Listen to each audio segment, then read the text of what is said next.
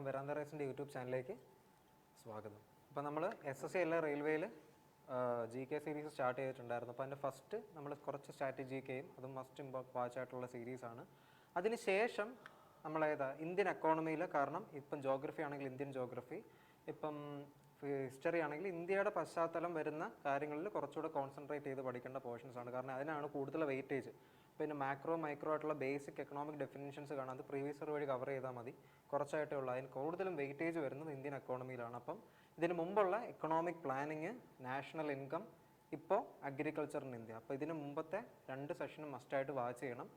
കാരണം GK നിങ്ങൾ last കുറേ പഠിക്കാനായിട്ട് ഭയങ്കര ബർഡൻ ആയിരിക്കും. അപ്പം ഇപ്പോൾ എൻ്റെ കൂടെ കുറച്ച് പഠിച്ച് വരികയാണെങ്കിൽ നമ്മൾ പ്ലാൻ ചെയ്തേക്കുന്ന ഏകദേശം നെക്സ്റ്റ് ഓഗസ്റ്റ് അല്ലെങ്കിൽ CJയിൽ CHSലെ ടൈമിന് മുമ്പ് ഏകദേശം ടോപ്പിക്, അതായത് 80-90% ടോപ്പിക് നമുക്ക് കവർ ചെയ്യാൻ മാക്സിമം പറ്റില്ല. പക്ഷേ എക്സാം പോയിന്റ് ഓഫ് വ്യൂവിൽ നിന്ന് ഒരു 90% കവർ ചെയ്ത് മാക്സിമം മാർക്ക് സ്കോർ ചെയ്യുന്നുള്ള രീതിയിൽ ഒരു കൺസെപ്റ്റ് തുടങ്ങിയ സീരീസാണ്. അപ്പോൾ എല്ലാവരും ഒരു നോട്ട്ബുക്ക് സെറ്റ് ചെയ്യുക, നിങ്ങൾക്ക് റിവിഷൻ ചെയ്യാൻ എളുപ്പമായിരിക്കും. ആൻഡ് പറയുമ്പോൾ ഫസ്റ്റ് കേട്ടിട്ട് നിങ്ങൾ ഒന്നുകൂടെ അത് കേട്ടിട്ട്, അതായത് ഫസ്റ്റ് കേൾക്കുക. നിങ്ങൾ ഇപ്പോൾ എന്തെങ്കിലും ചെയ്ത് നിങ്ങൾക്ക് വേറൊരു പണിയാണെങ്കിൽ കൂടി പറ്റുവാണെങ്കിൽ ഹെഡ്സെറ്റ് കുത്തിയിട്ട് ജസ്റ്റ് ഒന്ന് കേട്ടു പോവുക. കേട്ടതിന് ശേഷം എന്ത് ചെയ്യണം, നിങ്ങൾ ലെക്ചർ നോട്ട് മേക്ക് ചെയ്യാൻ നേരം നിങ്ങൾ അതൊന്നുകൂടെ കേട്ട് എഴുതാൻ നേരം നിങ്ങൾക്ക് ലെക്ചർ നോട്ട് നല്ല സ്മൂത്തായിട്ട് ചെയ്യാനും പറ്റും. ഒരു 10-40 മിനിറ്റ് പരിപാടിയേ ഉള്ളൂ. അതാകുമ്പോൾ നിങ്ങൾ ഒരു തവണ കേൾക്കും, പിന്നെ രണ്ടാമതൊന്ന് കേൾക്കും, മൂന്നാമതൊന്ന് സ്ക്രിപ്റ്റ് ചെയ്ത് നോട്ടും കൂടെ എഴുതും. അപ്പം ഒരു ഇൻഫർമേഷൻ നിങ്ങൾ 3 തവണ പ്രോസസ്സ് ചെയ്യുമ്പോൾ നിങ്ങൾക്ക് ഏകദേശം കണ്ടന്റ് അതിൻ്റെ ഒരു ബ്രീഫായിട്ട് നിങ്ങൾക്ക് ഐഡിയ കിട്ടും. സോ ദാറ്റ് നിങ്ങൾ ശനി ഞായർ നിങ്ങൾ റിവിഷൻ ചെയ്യുന്നത് നിങ്ങൾക്ക് പെട്ടെന്ന് പഠിക്കാൻ പറ്റും. കാരണം GKക്ക് മാക്സിമം റിവിഷൻ ചെയ്താലേ നമുക്ക് റിട്ടൻഷൻ പവർ കിട്ടത്തുള്ളൂ. അതായത് ഓർത്ത് വെക്കണമെങ്കിൽ മാക്സിമം നമ്മൾ റിവൈസ് ചെയ്ത് വെക്കണം.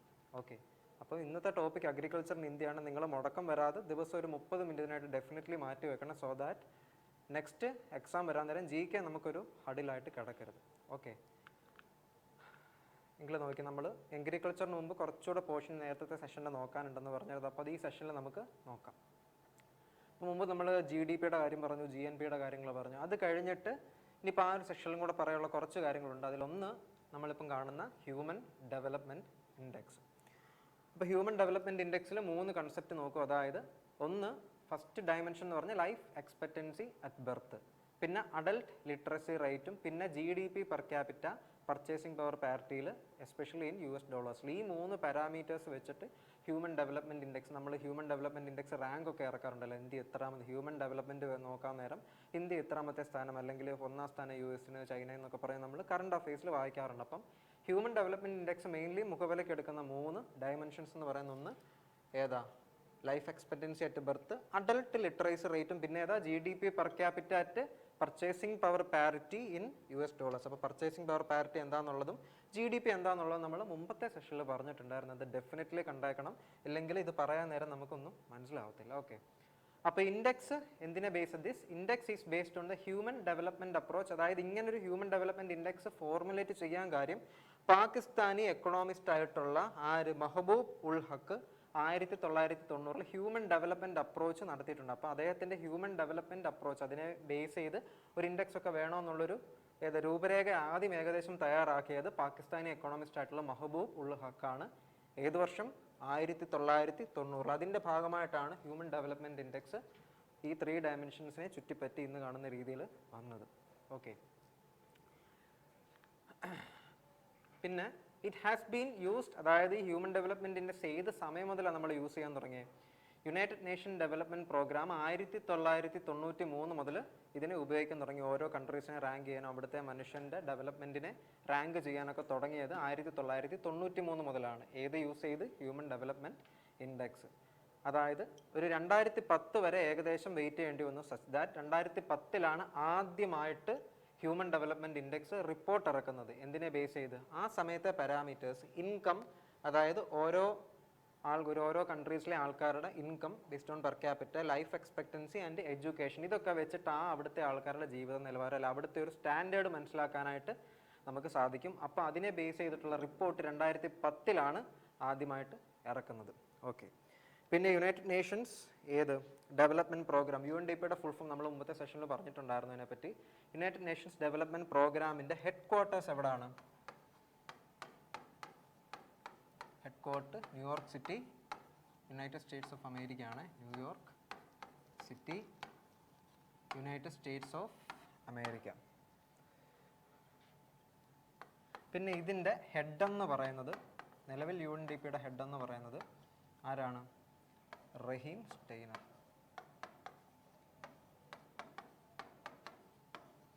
ഈ 2 പോയിന്റ്സും കൂടെ അഡീഷണൽ ആയിട്ട് ആലോചിച്ച് വെച്ചോണം. ഓക്കെ, അപ്പം ആദ്യമായിട്ട് ഇറങ്ങിയ വർഷം 2010. 1993 യുണൈറ്റഡ് നേഷൻസ് ഡെവലപ്മെൻറ്റ് പ്രോഗ്രാം ഇത് ഹ്യൂമൻ ഡെവലപ്മെൻറ്റ് ഇൻഡെക്സ് യൂസ് ചെയ്യാനായിട്ട് സ്റ്റാർട്ട് ചെയ്തു. ഇനി നോക്കിയേ, ഇനിയാണ് നമ്മുടെ ഇപ്പോഴത്തെ മെയിൻ ടോപ്പിക് സ്റ്റാർട്ട് ചെയ്യുന്ന അഗ്രികൾച്ചർ ഇൻ ഇന്ത്യ. അപ്പോൾ അഗ്രികൾച്ചറിനെ പറ്റി പറയുന്നതിന് കാരണം കണ്ടോ, India is the second largest, മിൽക്കിൻ്റെ കാര്യത്തിൽ ഇന്ത്യ ഫസ്റ്റും, അല്ലാതെ അഗ്രികൾച്ചർ എസ് എ കോമൺ നോക്കാൻ നേരം second largest producer of food in the world ആണ്. അപ്പോൾ ഇന്ത്യക്ക് അത്രയും മാത്രം ഇമ്പോർട്ടൻസ് ഉണ്ട്. നമ്മുടെ കൺട്രിയിൽ ഡൈവേഴ്സ് ആയിട്ടുള്ള ജോഗ്രഫി ഉണ്ട്, ഏത് കാര്യങ്ങളും പ്രൊഡ്യൂസ് ചെയ്യാനായിട്ട് പറ്റും, മോസ്റ്റ് ഓഫ് ദ അഗ്രികൾച്ചർ പ്രോഡക്ട്സും പറ്റും. അപ്പോൾ അത്രയും ഡൈവേഴ്സ് ആയതുകൊണ്ട് തന്നെ അഗ്രികൾച്ചർ ഇന്ത്യയുടെ ഒരു അവിഭാജ്യ ഘടകമാണ്. ഓക്കെ, അതുകൊണ്ട് തന്നെയാണ് India second largest producer of food in the world. അപ്പോൾ നമ്മൾ എക്കണോമിക്സ് ആയാലും ജോഗ്രഫി ആയാലും, അതായത് ബേസിക്കലി എക്കണോമിക് ജോഗ്രഫി പറയാൻ നേരം അഗ്രികൾച്ചർ ഒഴിച്ചുകൂടാനാത്തൊരു ടോപ്പിക്കാണ്. ഇത് നോട്ട് ചെയ്ത് പഠിച്ചോണം. അപ്പോൾ അഗ്രികൾച്ചറിൽ നമ്മൾ എക്സാം പോയിന്റ് ഓഫ് വ്യൂവിൽ നോക്കാൻ നേരം ഈ ടേംസ് അല്ലെങ്കിൽ ഈ ഒരു ഫീൽഡിൽ നിന്ന് ചോദിക്കാൻ വരുന്ന സാധനങ്ങൾ കൂടുതലും ഏതൊക്കെയാണ്? നമ്മൾ ആദ്യം കാണുന്ന മിനിമം സപ്പോർട്ട് പ്രൈസ്, അതെന്താണെന്ന് അറിഞ്ഞിരിക്കണം. അപ്പോൾ മിനിമം സപ്പോർട്ട് പ്രൈസ് എന്താ? A form of market intervention by the government of India to insure agricultural producers against any sharp fall in farm prices. അതായത് ഇത് ബേസിക്കലി നമ്മുടെ നാട്ടിൽ ഈ ഫ്രൂട്ട്സ്, വെജിറ്റബിൾസ് അല്ലെങ്കിൽ അങ്ങനത്തെ ഫുഡ് ഗ്രെയിൻസ് ഒക്കെ ഉണ്ടാക്കുന്ന ഫാർമേഴ്സിനെ സപ്പോർട്ട് ചെയ്യാൻ വേണ്ടിയിട്ടുള്ളതാണ് മിനിമം സപ്പോർട്ട് പ്രൈസ്. ഇവിടെ ഗവൺമെൻറ് മാർക്കറ്റിൽ ഇൻ്റർവീൻ ചെയ്യും, അതായത് ഇടപെടും, സച്ച് ദാറ്റ് ഫാമേഴ്സിനെ പ്രൊട്ടക്റ്റ് ചെയ്യാൻ. ബേസിക്കലി അവരെങ്ങനെയാണ് പ്രൊട്ടക്റ്റ് ചെയ്യുന്നത്? മിനിമം സപ്പോർട്ട് പ്രൈസ് എന്ന് പറയുന്നൊരു വില അവരിടും. അതെന്താണെന്ന് വെക്കുകയാണെങ്കിൽ, നമ്മുടെ മാർക്കറ്റിൽ നമ്മൾ കച്ചവടത്തിന് പോകുന്ന നേരം കമ്പോളങ്ങളിൽ ഓരോത്തിനും ഓരോ വില കാണും. അപ്പം കർഷകർക്ക് അവർ പ്രൊഡ്യൂസ് ചെയ്ത സാധനം വിൽക്കാൻ പറ്റുന്നത് റേറ്റാണ് മിനിമം സപ്പോർട്ട് പ്രൈസ്. അതിൽ കൂടുതലും വിൽക്കാം. ഇപ്പോൾ മാർക്കറ്റ് പ്രൈസിൽ ഇപ്പം ഞാനിപ്പോൾ ഏതെങ്കിലും ഇപ്പം വെജിറ്റബിൾസ് വാങ്ങിക്കാൻ പോയി കഴിഞ്ഞാൽ മാർക്കറ്റ് പ്രൈസ് ഏതിനെ MSPയേക്കാൾ കുറവാണെങ്കിൽ, അതായത് മിനിമം സപ്പോർട്ട് പ്രൈസ് ആണ് മാർക്കറ്റ് അല്ലെങ്കിൽ ഫാർമേഴ്സ് വെക്കുന്ന വിലയാണ് കൂടുതലെങ്കിൽ നമ്മൾ ഡെഫിനറ്റ്ലി മാർക്കറ്റിൽ കിട്ടുന്ന വിലയിലല്ലേ വാങ്ങിക്കത്തുള്ളൂ. ഈ ഫാർമേഴ്സിൻ്റെ ഈ ഒരു വിലയ്ക്ക് വാങ്ങിക്കത്തില്ലല്ലോ. അങ്ങനെ ഒരു അവസ്ഥ വരികയാണെങ്കിൽ ഗവൺമെൻറ് എന്തോ ചെയ്യും? Government agencies will buy the entire quantity offered by the farmers at MSP. അതായത് ഏത് വിലയ്ക്കാണ് ഇവർ വിൽക്കാൻ ഉദ്ദേശിക്കുന്നത്, മിനിമം സപ്പോർട്ട് പ്രൈസിൽ, ആ പ്രൈസിൽ ഗവൺമെൻറ് ഈ സാധനങ്ങൾ മൊത്തം എൻറ്റയർ ക്വാണ്ടിറ്റിയും അവർ വിൽക്കാൻ ഉദ്ദേശിച്ചേക്കുന്ന വാങ്ങിക്കും. എപ്പോൾ? If market price falls below MSP. ഇനിയിപ്പം മറ്റേ തിരിച്ചാണെങ്കിൽ നമ്മൾ ഒരിക്കലും ആലോചിക്കേണ്ടല്ലോ. അതായത് ഈ ഫാമേഴ്സ് വിൽക്കാനായിട്ട് ഉദ്ദേശിക്കുന്ന പ്രൈസാണ് MSP. മിനിമം സപ്പോർട്ട് പ്രൈസ് അല്ലെങ്കിൽ MSP ആണ് മാർക്കറ്റ് പ്രൈസിനേക്കാൾ കുറവെങ്കിൽ ഡെഫിനറ്റ്ലി വില കുറവുള്ളതിലെ ആൾക്കാർ വാങ്ങിക്കത്തുള്ളൂ. അപ്പോൾ ആ കേസിൽ ഇവർക്ക് സ്മൂത്ത് ആയിട്ട് വിൽക്കാനും പറ്റും. പക്ഷേ ഇൻ കേസ് മാർക്കറ്റ് പ്രൈസ് MSPയേക്കാൾ കൂടുകയാണെങ്കിൽ ഗവൺമെൻറ് ഡെഫിനറ്റ്ലി സപ്പോർട്ട് ചെയ്യും in the form of minimum support price. അതിൽ ഗവൺമെൻറ് മൊത്തം വാങ്ങിക്കുന്നതായിരിക്കും.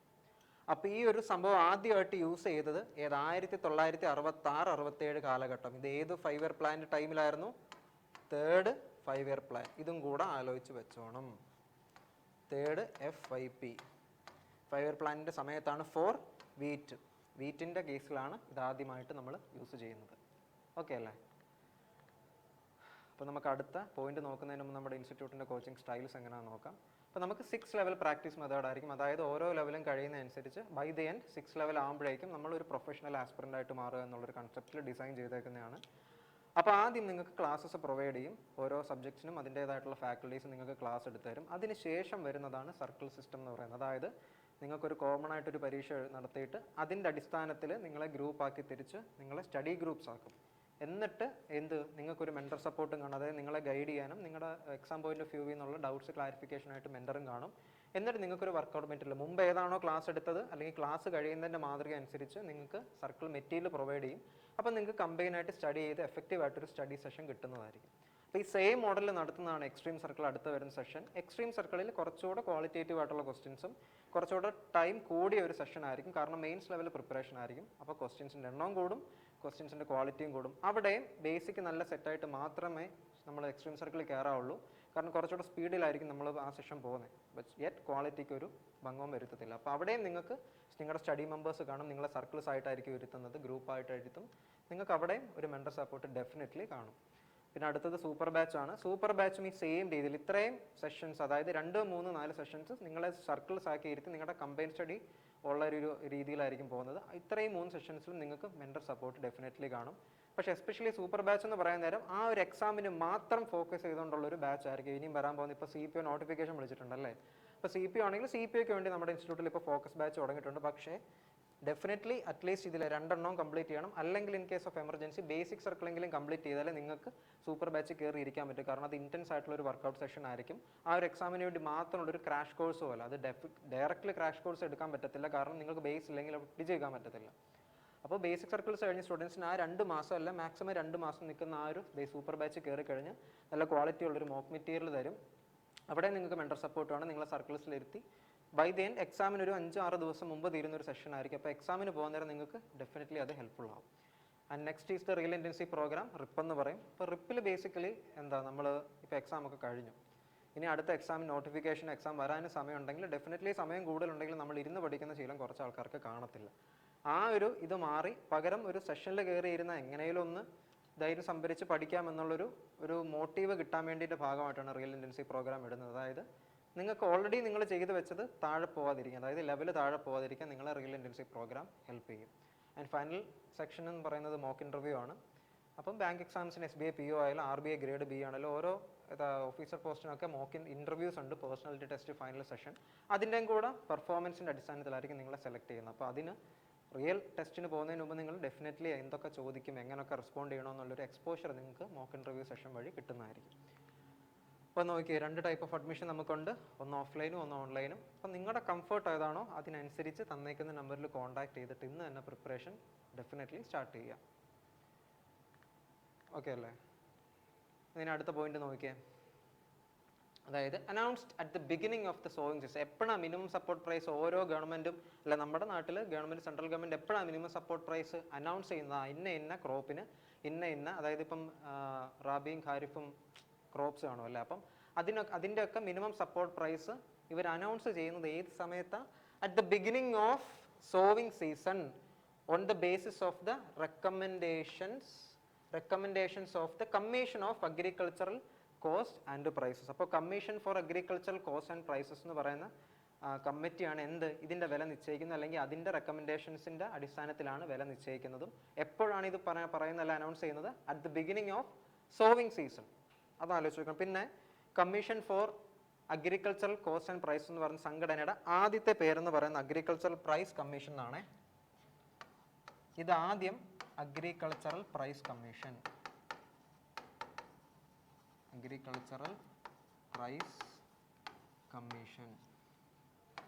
APC എന്ന് പറയും. ഇത് നിലവിൽ വന്ന വർഷം 1965. അപ്പം ഇതിനെ റീപ്ലേസ് ചെയ്തുകൊണ്ട് CACP വന്ന വർഷമാണ് 1985. അതായത് 20 വർഷത്തോളം അഗ്രികൾച്ചറൽ പ്രൈസ് കമ്മീഷൻ എന്ന പേരിൽ ഇത് വർക്ക് ചെയ്തു. അതിനുശേഷം 1985 commission of agricultural cost and prices എന്ന സംഘടന ഇതിനെ റീപ്ലേസ് ചെയ്തു. 1965 വേറൊരു സംഘടന ഉണ്ടല്ലോ, നിങ്ങൾ എക്സാമിനൊക്കെ അപ്ലൈ ചെയ്യുന്ന ഒരു സംഘടന കൂടാണ്. Food corporation of India, FCI. അത് വന്ന വർഷവും 1965. അപ്പോൾ ഇത് ഡെഫിനറ്റ്ലി നോട്ട് ചെയ്ത് വെച്ചോണം. പിന്നെ FCIയുടെ കേസ് പറയാൻ നേരം അതിൻ്റെ ഹെഡ് ക്വാർട്ടേഴ്സ് ന്യൂഡൽഹിയാണ്. ഓക്കെ അല്ലേ? ഇനി അടുത്ത ടേം എന്ന് പറയുന്നത് പ്രൊക്യൂർമെന്റ് പ്രൈസ് ആണ്. അതെന്താന്ന് നോക്കിയേ, it is the price at which the government procures food grains for buffer stocking and PDS എന്ന് പറഞ്ഞ പബ്ലിക് ഡിസ്ട്രിബ്യൂഷൻ സിസ്റ്റം ആണ്. നമ്മുടെ പൊതുവിതരണ കേന്ദ്രമൊക്കെ ഇല്ല, നമ്മുടെ റേഷൻ കട. അപ്പോൾ പർപ്പസസ് ത്രൂ FCI. അപ്പം പർച്ചേസ് അല്ലെങ്കിൽ procurement price would normally be higher than MSP and purchasing അല്ലെങ്കിൽ procurement price is only for food grains. ഇതെന്താ ഞാൻ പറയാം അതിന് മുമ്പ്. ഈ ബഫർ സ്റ്റോക്ക് എന്ന് പറഞ്ഞാൽ നമ്മുടെ ഇപ്പം പെട്ടെന്ന് ക്ഷാമം അല്ലെങ്കിൽ ഡ്രോട്ട്, പെട്ടെന്ന് എന്തെങ്കിലും ഒരു എമർജൻസി കാരണം ഫുഡിന് ഷോർട്ടേജ് വരികയാണെങ്കിൽ ഗവൺമെൻറ്റിന് അപ്പോൾ സപ്ലൈ ചെയ്യാൻ വേണ്ടിയിട്ടാണ്, അല്ല ആ ഒരു എമർജൻസിയാണ് ബഫർ സ്റ്റോക്കിംഗ് എന്ന് പറയുന്നത്. അത് കഴിഞ്ഞിട്ട് നമ്മുടെ നാട്ടിൽ BPL APL കാർഡുകൾക്കനുസരിച്ച് റേഷൻ കൊടുക്കത്തില്ല. അപ്പോൾ പബ്ലിക് ഡിസ്ട്രിബ്യൂഷൻ സിസ്റ്റം ഉണ്ട്. അപ്പോൾ ഇതാരാ കൊടുക്കുന്നത്? സ്റ്റേറ്റുകളല്ലേ. അപ്പോൾ ഓരോ സ്റ്റേറ്റുകൾക്കും നമ്മുടെ ഗവൺമെൻറ് ഇത് കൊടുക്കണം. അതായത് ഈ ബേസിക്കലി നമ്മുടെ ഗവൺമെൻറ് ആദ്യം പ്രൊക്യൂർ ചെയ്യണം. ഈ പ്രൊക്യൂർമെൻറ്റ് പ്രൈസ് വെച്ചിട്ട് ഗവൺമെൻറ് ഓരോ സാധനങ്ങളും, എസ്പെഷ്യലി ഫുഡ് ഗ്രെയിൻസ് ഗവൺമെൻറ് വാങ്ങിച്ചു വെക്കണം. ഈ ഓരോ പബ്ലിക് ഡിസ്ട്രിബ്യൂഷനും പിന്നെ ബഫർ സ്റ്റോക്കിങ്ങിൻ്റെയും കേസിൽ യൂസ് ചെയ്യാനുണ്ട്. അപ്പോൾ ആ സമയത്ത് ഗവൺമെൻറ് വാങ്ങിക്കുന്ന പ്രൈസ് ഏത് വിലയ്ക്കായിരിക്കും ഇതൊക്കെ ഫുഡ് ഗ്രെയിൻസ് വാങ്ങിക്കുന്നത്? പ്രൊക്യൂർമെൻറ്റ് പ്രൈസിനായിരിക്കും ഗവൺമെൻറ് ഇത് വാങ്ങിക്കുന്നത്. ആൻഡ് ഇത് എങ്ങനെ ആയിരിക്കും വാങ്ങിക്കുന്നത്? ഫുഡ് കോർപ്പറേഷൻ ഓഫ് ഇന്ത്യ വഴിയായിരിക്കും ഇവരിതൊക്കെ ഫുഡ് പബ്ലിക് ഡിസ്ട്രിബ്യൂഷൻ സിസ്റ്റം അല്ലെങ്കിൽ ഫുഡ് കോർപ്പറേഷൻ ഓഫ് ഇന്ത്യ എന്ന് പറയുന്ന സംഘടന ഇത് വാങ്ങിച്ച് ഗവൺമെൻറ്റിൻ്റെ ഭാഗമായിട്ട് അവരാണ് ഇതിനെ നേതൃത്വം കൊടുത്ത് നടത്തുന്നത്. ഓക്കെ. പിന്നെ മിനിമം സപ്പോർട്ട് പ്രൈസ് എന്ന് പറയുന്നത് എന്താ, ഫുഡ് ഗ്രെയിൻസിന് മാത്രമല്ല അതല്ലാത്ത കാര്യങ്ങൾക്കും കൂടെ കാണും, ക്രോപ്സിനും. പക്ഷേ പ്രൊക്യൂർമെൻറ്റ് പ്രൈസ് എന്ന് പറയുന്നത് എന്തിന് മാത്രമേ കാണുള്ളൂ? ഓൺലി ഫോർ ഫുഡ് ഗ്രെയിൻസിന് മാത്രമേ കാണത്തുള്ളൂ. പിന്നെ ഞാൻ പറഞ്ഞത് കണ്ടായിരുന്നു, procurement price would normally be higher than MSP. അതിന് കാരണം എന്താ? ഇപ്പോൾ FCI എന്ന് പറയുന്നതാണ് ഏതാ നോഡൽ ഏജൻസി. നോഡൽ ഏജൻസി എന്ന് വെച്ചാൽ റെസ്പോൺസിബിൾ ആയിട്ടുള്ള ഏജൻസി. എന്തിന്? ഈ ഗവൺമെൻറ്റിൻ്റെ റെപ്രസെൻ്റ് ചെയ്ത് ഈ സാധനം അല്ലെങ്കിൽ ഫുഡ് ഗ്രെയിൻസ് വാങ്ങിക്കുന്നത് എപ്പോൾ കൊടുക്കാൻ? പബ്ലിക് ഡിസ്ട്രിബ്യൂഷൻ ചെയ്യാനും ബഫർ സ്റ്റോക്കിങ്ങിനും വേണ്ടി. അപ്പോൾ ഇവരിത് വാങ്ങിക്കാൻ നേരം ഇവരിപ്പോൾ ഓപ്പൺ ആൻഡ് പ്രോസസ്സിൽ ഇത് വാങ്ങിക്കുന്ന സമയത്ത് മാർക്കറ്റ് പ്രൈസിനേക്കാൾ അല്ലെങ്കിൽ ഈ MSP താഴെയാണെങ്കിൽ കൂടി അല്ലെങ്കിൽ മുകളിലാണെങ്കിൽ കൂടി ഇവർ ഫുഡ് ഗ്രെയിൻസ് മാത്രം വാങ്ങിച്ചു വെക്കും. കാരണം എന്തെങ്കിലും ഒരു എമർജൻസി വന്നു കഴിഞ്ഞാൽ അപ്പം നമുക്ക് വാങ്ങിക്കണ്ടേ. അപ്പം അങ്ങനത്തെ കേസിൽ MSP ഒക്കെ കൂടുതലാണെങ്കിൽ കൂടി അവരിത് വാങ്ങിച്ചു വെക്കുക. ഏത് മാത്രം? ഫുഡ് ഗ്രെയിൻസ് മാത്രം. അതുകൊണ്ടാണ് PP would normally be higher than MSP എന്ന് പറയുന്നത് എമർജൻസി കേസിൽ. അല്ലെങ്കിൽ അല്ലാത്ത കേസിൽ, അതായത് ഒരു എമർജൻസി ഇങ്ങനത്തെ വരാത്ത കേസിൽ ഏത് മാത്രമേ വാങ്ങിക്കത്തുള്ളൂ? ഓൺലി വെൻ MSP, അതായത് ഫാർമേഴ്സ് വിൽക്കാൻ ഉദ്ദേശിച്ച പൈസയുടെ താഴെ വരുമ്പോൾ മാത്രമേ അല്ലാത്ത കേസിൽ ഗവൺമെൻറ് FCI വഴി സാധനങ്ങൾ വാങ്ങിച്ചു വെക്കത്തുള്ളൂ പബ്ലിക് ഡിസ്ട്രിബ്യൂഷനൊക്കെ വേണ്ടിയിട്ട്. അത് നോട്ട് ചെയ്തോണേ.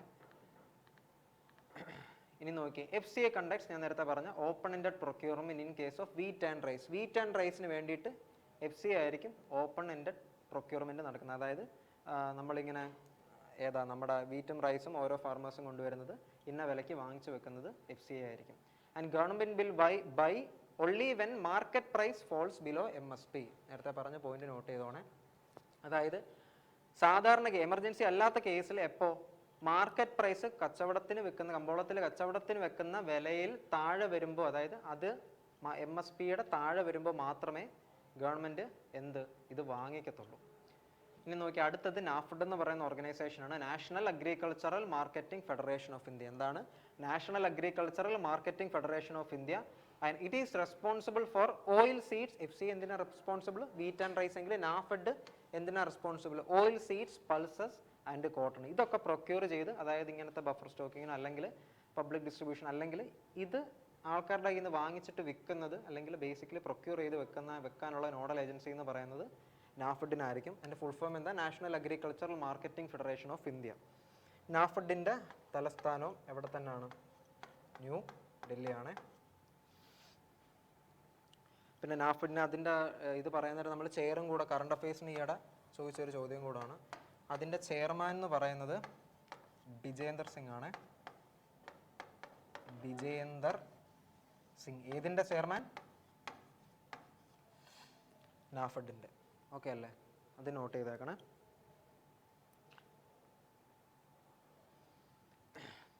ഇനി നോക്കിയേ, fair and remunerative price, FRP എന്ന് പറയും. അപ്പോൾ അതെന്താ? അത് ഏത് ഇതിൻ്റെ ക്രോപ്പിൻ്റെ കേസ് വരുമ്പോഴാണ്? Minimum price of sugar cane that the sugar mills have to pay farmers. അതായത് ഈ കേസിൽ ഷുഗർ കെയിൻ മാത്രമേ വരുന്നുള്ളൂ. അതായത് ഷുഗർ കെയിൻ ഫാർമേഴ്സ് പ്രൊഡ്യൂസ് ചെയ്യുന്ന നേരം അവർ മിൽസിൽ കൊണ്ടുവരും. അപ്പോൾ മിൽസുകാർ കൊടുക്കേണ്ട മിനിമം പ്രൈസ് ആണ് ഫെയർ ആൻഡ് റെമ്യൂണറേറ്റീവ് പ്രൈസ് എന്ന് പറയുന്ന FRP ഫോർ ഫാർമേഴ്സ്. ആൻഡ് ഈ ഒരു മിനിമം പ്രൈസ് നിശ്ചയിച്ചിട്ട് ഫാർമേഴ്സിന് അനുകൂലമാവുന്ന രീതി ഒക്കെ സെറ്റ് ആവണമെങ്കിൽ ആരതിനെ ഫൈനലി അപ്രൂവ് ചെയ്യണം? Cabinet committee on economic affairs. അതൊരു ക്യാബിനറ്റ് കമ്മിറ്റി അല്ലേ? അപ്പോൾ ഡെഫിനറ്റ്ലി അതിൻ്റെ ചെയർ എന്ന് പറയുന്നത് ആരായിരിക്കും? നമ്മുടെ പ്രൈം മിനിസ്റ്റർ ഓഫ് ഇന്ത്യ ആയിരിക്കും. അതായത് ഇപ്പം നരേന്ദ്രമോദിയാണ് ക്യാബിനറ്റ് കമ്മിറ്റി ഓൺ എക്കണോമിക് അഫയേഴ്സിൻ്റെ ചെയർമാൻ. അതും കൂടെ നോട്ട് ചെയ്ത് വെച്ചേക്കണം. Okay. And FRP replaced the statutory minimum price in 2009-2010. അതായത് 2009-2010 കാലഘട്ടങ്ങളിൽ ഈ ഫെയർ ആൻഡ് റെമ്യൂണറേറ്റീവ് പ്രൈസ് എന്ന് പറയുന്ന അറിയപ്പെട്ടത് എന്ത് പേരിലായിരുന്നു? സ്റ്റാച്യുട്ടറി മിനിമം പ്രൈസ് എന്നായിരുന്നു. അത് റീപ്ലേസ് ചെയ്ത് ഫെയർ ആൻഡ് റെമ്യൂണറേറ്റീവ് പ്രൈസ് അല്ലെങ്കിൽ FRP എന്ന് പറഞ്ഞ് വന്നത് 2009-2010 കാലഘട്ടങ്ങളിലാണ്. അതും കൂടെ നോട്ട് ചെയ്തോണം.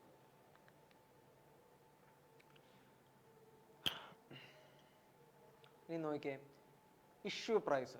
എന്താ ബേസിക്കലി ഡെഫിനേഷൻ വായിച്ചു നോക്കിയാൽ, price at which central government makes PDS commodities, അതായത് വീറ്റ്, ഷുഗർ, കെറോസിൻ പോലുള്ള സാധനങ്ങൾ സ്റ്റേറ്റ്സിന് അവൈലബിൾ ആക്കുന്ന പ്രൈസ്. അതായത് സ്റ്റേറ്റ്സുകാർ ഓരോ സ്റ്റേറ്റും സെൻട്രൽ ഗവൺമെന്റിൻ്റെ കയ്യിൽ നിന്ന് ഈ റേഷന് കൊടുക്കാനായിട്ട് വാങ്ങിക്കുമല്ലോ. അപ്പോൾ ആ വാങ്ങിക്കുന്നതിന് ഒരു വിലയടിസ്ഥാനമുണ്ട്. അതായിരിക്കും ഇഷ്യൂ പ്രൈസ് എന്ന് പറയുന്നത്. As simple as that. അടുത്തത് ഗ്രീൻ റവല്യൂഷനാണ് അടുത്ത ടോപ്പിക്. അപ്പോൾ അഗ്രികൾച്ചർ പറയുമ്പോൾ ഗ്രീൻ റവല്യൂഷൻ, വൈറ്റ് റവല്യൂഷൻ അങ്ങനത്തെ കാര്യങ്ങൾ പറയണം. അപ്പോൾ അതിൽ ഒഴിച്ചുകൂടാനാവാത്ത നമ്മുടെ എവർഗ്രീൻ റവല്യൂഷൻ എന്ന് പറയുന്ന അഗ്രികൾച്ചറാണ്. അപ്പോൾ അതിൽ ഗ്രീൻ റവല്യൂഷൻ എന്ന് പറഞ്ഞാൽ എന്താണ്?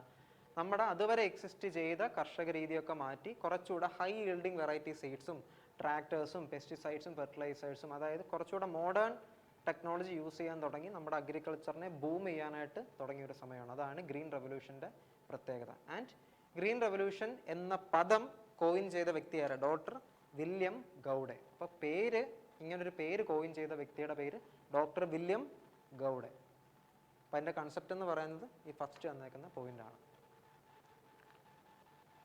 ഇനി നോക്കി, father of green revolution as a whole globally പറയുകയാണെങ്കിൽ അത് നോർമൻ ഇ ബോർലോഗ് ആണ്. നോർമൻ ഇ ബോർലോഗ് ആണ് ഫാദർ ഓഫ് ഗ്രീൻ റവല്യൂഷൻ. അതിൻ്റെ ഭാഗമായിട്ട് അദ്ദേഹത്തിന് 1970 നോബൽ പീസ് പ്രൈസ് ലഭിച്ചിട്ടുണ്ട്. അദ്ദേഹം മെക്സിക്കോക്കാരനാണ്. അദ്ദേഹത്തിൻ്റെ നേറ്റീവ് പ്ലേസ് ഏതാ? മെക്സിക്കോ ആണ്. അദ്ദേഹം ഒരു ഫേമസ് ആഗ്രോണമിസ്റ്റ് ആയിരുന്നു, അഗ്രികൾച്ചറൽ എക്കണോമിസ്റ്റ് ആയിരുന്നു. അപ്പോൾ അദ്ദേഹത്തിൻ്റെ നാട്ടിൽ ഇതുപോലൊരു റവല്യൂഷൻ, അതായത് കുറച്ചുകൂടെ മോഡേണൈസ്ഡ് ആയിട്ടുള്ള മെത്തേഡ്സ് കൊണ്ടുവന്ന് ഹൈ ഈൽഡിങ് വെറൈറ്റി സീഡ്സ് ഒക്കെ കൊണ്ടുവന്ന് നല്ല രീതിയിലുള്ള വിളവെടുപ്പിന് ആ രാജ്യത്തെ സഹായിച്ചിട്ടുണ്ട്. അപ്പോൾ അതിൻ്റെ കോൺട്രിബ്യൂഷൻസിൻ്റെ ഒരു ഓർമ്മ പുതുക്കലിൻ്റെ ഭാഗമായിട്ടാണ് നമ്മൾ father of green revolution Norman E Borlaug എന്ന് പറയുന്നത്. അപ്പോൾ അതിൻ്റെ അടിസ്ഥാനത്തിൽ അദ്ദേഹത്തിന് 1970 ഏത് പീസ് പ്രൈസാണ്? നോബൽ പീസ് പ്രൈസ്, ഏത് നോബൽ പ്രൈസാണ്? നോബൽ പീസ് പ്രൈസ് 1970 ലഭിച്ചു. പിന്നെ ഗ്രീൻ റവല്യൂഷൻ പറയുന്നത് ഇന്ത്യയുടെ father of Indian green revolution എന്ന് പറയുന്നതായിരുന്നു. നമ്മൾ നേരത്തെ സെഷനിൽ പറഞ്ഞായിരുന്നു, MS സ്വാമിനാഥൻ. ഇദ്ദേഹം ആ ടൈമിൽ എന്തായിരുന്നു? ഇദ്ദേഹം ഗ്രീൻ റവല്യൂഷൻ സ്റ്റാർട്ട് ചെയ്ത സമയത്ത് ഇന്ത്യൻ ഐക്കാർ, അതായത് Indian council for agricultural and research, ഇതിൻ്റെ ചെയർ ആയിരുന്നു, ഇതിൻ്റെ ഹെഡായിരുന്നു ആര്? MS സ്വാമിനാഥൻ എന്ന് പറയുന്നത്. അദ്ദേഹത്തിനെ പറ്റി നമ്മൾ മുമ്പത്തെ സെഷനിൽ പറഞ്ഞിട്ടുണ്ട്. അദ്ദേഹത്തിന് ജ്ഞാനപീഠ അവാർഡ്, അല്ല അദ്ദേഹത്തിന് രാമോൺ മാഗ്സസെ അവാർഡും പിന്നെ പത്മഭൂഷണും ഒക്കെ കിട്ടിയ വർഷം നമ്മൾ പറഞ്ഞിട്ടുണ്ടായിരുന്നു. അപ്പോൾ അത് ഡെഫിനറ്റ്ലി പോയി വാച്ച് ചെയ്തോണേ. ഇത് അതിൻ്റെ കൂടെ ചേർത്ത് പഠിക്കേണ്ട പോയിന്റാണ്.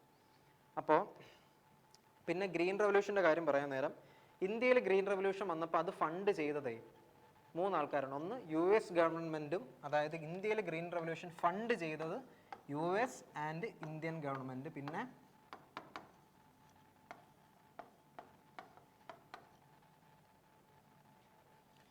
ഫോർഡ് ആൻഡ് റോക്ക് സ്റ്റെല്ലാർ എന്ന് പറയുന്ന Ford and rock stellar foundation. അപ്പോൾ ഈ ഫോർഡ് ആൻഡ് റോക്ക് സ്റ്റെല്ലാർ ഫൗണ്ടേഷനും US-ൻ്റെ ഇന്ത്യയുടെ ഗവൺമെൻറ്റിൻ്റെ സംയുക്തമായിട്ടുള്ള എഫേർട്ടിൻ്റെ ഭാഗമായിട്ടാണ് ഗ്രീൻ റവല്യൂഷൻ പച്ചപിടിച്ച് വന്നത്. പിന്നെ ഈ മെക്സിക്കോക്കാരനായിട്ടുള്ള ഫാദർ ഓഫ് ഗ്രീൻ റവല്യൂഷൻ എന്നറിയപ്പെടുന്ന നോർമൻ ഇ ബോർലോഗിനെ നമ്മുടെ നാട്ടിലോട്ട് ഇൻവൈറ്റും കൂടെ ചെയ്തിട്ടുണ്ടായിരുന്നേ. 1963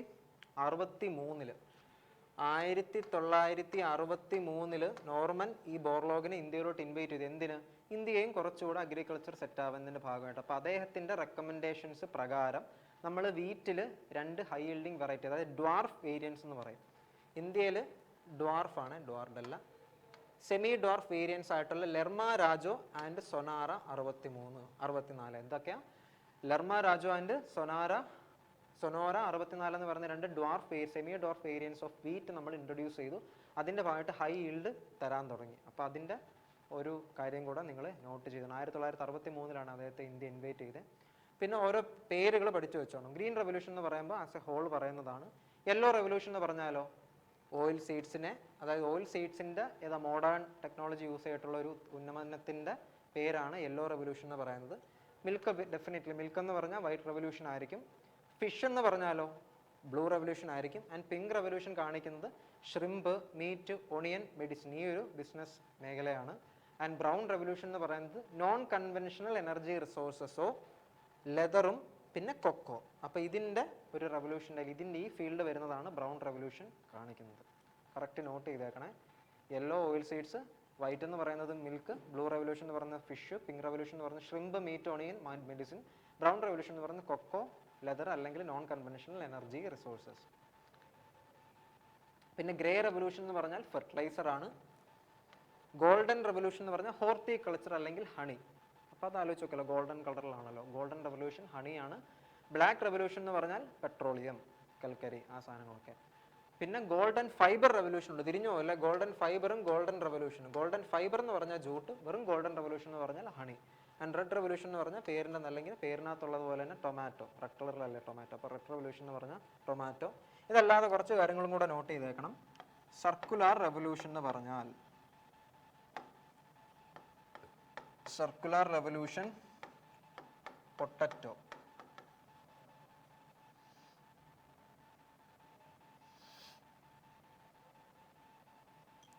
പിന്നെ സിൽവർ, ഗോൾഡ് വരുമ്പോൾ സിൽവറും വരണം.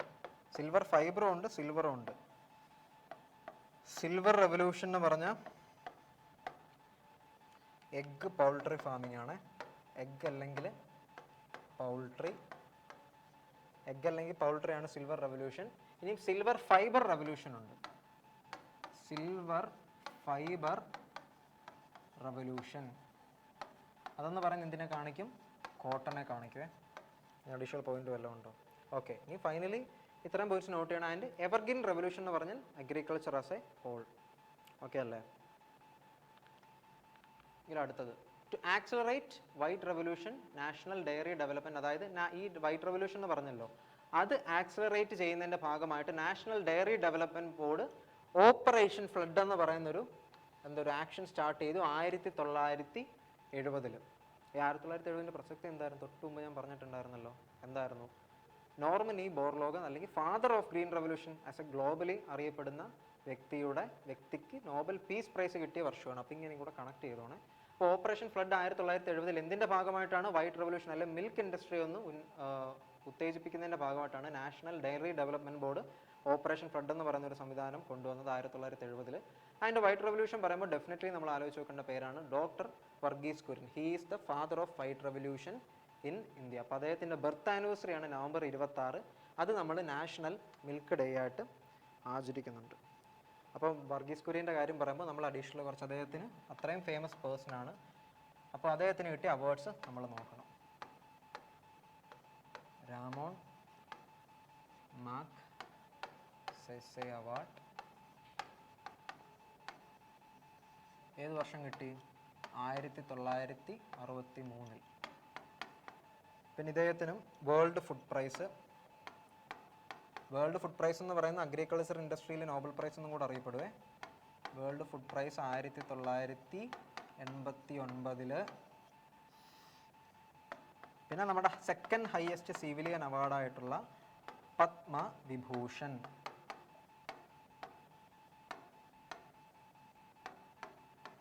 1999. തേർഡ് ഹയസ്റ്റ് സിവിലിയൻ അവാർഡായിട്ടുള്ള പത്മഭൂഷൺ 1966. പിന്നെ ഫൈനലി ഏതാ? പിന്നെ കുറച്ച് ഇതും കൂടെ പറയാനുണ്ടേ. പത്മ അവാർഡ്സ് 3 കിട്ടിയിട്ടുണ്ട്. പത്മശ്രീ 1965. അതായത് പത്മശ്രീ 1965, പത്മഭൂഷൺ ഓർഡറിലാണ് പോകുന്നുണ്ടോ. ഏറ്റവും ചെറിയ പത്മ അവാർഡാണ് പത്മശ്രീ 1965. പിന്നെ അടുത്ത വർഷം പത്മവിഭൂഷൺ, പത്മഭൂഷൺ. അതിനുശേഷം 1999 33 വർഷങ്ങൾക്ക് ശേഷം പത്മവിഭൂഷൺ ലഭിച്ചു. പിന്നെ വേൾഡ് ഫുഡ് പ്രൈസും 1959, Ramon Magsaysay award 1963 and Wateler food peace prize 1986. അപ്പോൾ ഇത്രയും അവാർഡ്സ് നോട്ട് ചെയ്ത് വെച്ചേക്കണം. Wateler peace prize, Ramon Magsaysay award, world food prize ഒക്കെ ഗ്ലോബൽ പുരസ്കാരങ്ങളാണ്. അത് അദ്ദേഹത്തിന് ആദ്യം കിട്ടിയത് Ramon Magsaysay award 1963. 1986 Wateler food prize കിട്ടി. 1989 വേൾഡ് ഫുഡ് പ്രൈസ് കിട്ടി. ആൻഡ് ഇന്ത്യയുടെ 3 അല്ലെങ്കിൽ ലാസ്റ്റ് 3 ഹയസ്റ്റ് സിവിലിയൻ അവാർഡ്സ് ആയിട്ടുള്ള പത്മഭൂഷൺ, പത്മശ്രീ, പത്മവിഭൂഷണം ലഭിച്ചിട്ടുണ്ട്.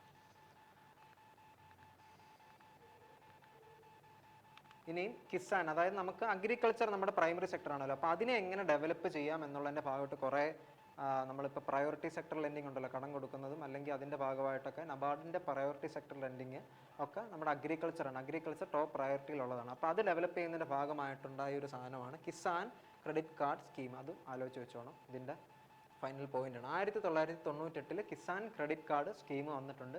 അതിൻ്റെ പ്രത്യേകത എന്താ? Offer loans up to 3 lakh to farmers and interest rate starts as low as 2% to 4%. അതായത് 2% വരെ താഴ്ന്നിട്ടുള്ള ഇൻട്രസ്റ്റ് റേറ്റിൽ 3 ലക്ഷം വരെയുള്ള ലോണ് കർഷകർക്ക് കൊടുക്കുന്നതായിരിക്കും. And credit is available for a period of 3 years.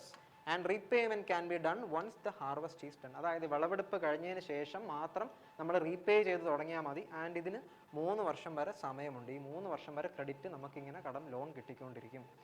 And ഇതിൻ്റെ ഏറ്റവും വലിയ ഹൈലൈറ്റ് 1,60,000 രൂപ വരെ എന്ത് കൊളാറ്ററൽ അല്ലെങ്കിൽ ലീഡ് വേണ്ട. No collateral will be required for loans up to ₹1.6 lakh. And ഇതിൻ്റെ വേറൊരു പ്രത്യേകതയുണ്ട്. ആ നിൽക്കുന്ന സ്കീമിലുള്ള സമയത്ത് തന്നെ ഫാർമർ അല്ലെങ്കിൽ ബെനിഫിഷ്യറി മരിക്കുകയാണെങ്കിൽ ഡെത്ത് കവറേജ് ആയിട്ടുള്ള 50,000 രൂപയും കിട്ടും.